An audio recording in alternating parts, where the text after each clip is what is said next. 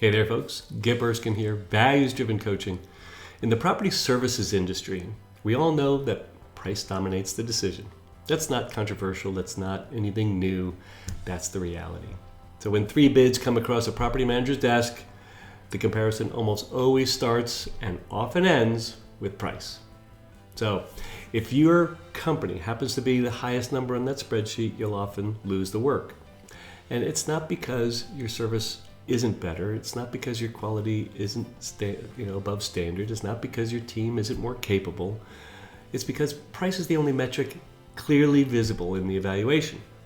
When value isn't measurable, price becomes the default decision tool. So most property managers are not trying to squeeze providers. They're really not. They're simply trying to make responsible decisions with incomplete information.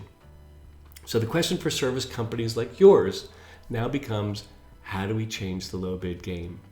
How do we move the conversation beyond price without becoming defensive or combative? The answer is not louder salesmanship.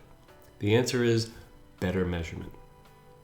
When a service providers introduce clear and observable metrics, the metrics that truly affect asset performance, the conversation begins to change. Responsiveness, risk reduction, operational consistency, tenant satisfaction, client references, long-term client retention. When those factors become visible and measurable, something interesting happens. Price stops being the only number that matters. And when that happens, service providers who deliver real value finally have a fair chance to be evaluated properly. Getting paid what you're worth isn't about demanding higher prices. It's about helping decision makers like property managers see the totality of value that your service platform brings to the property. And when that becomes visible, the conversation changes.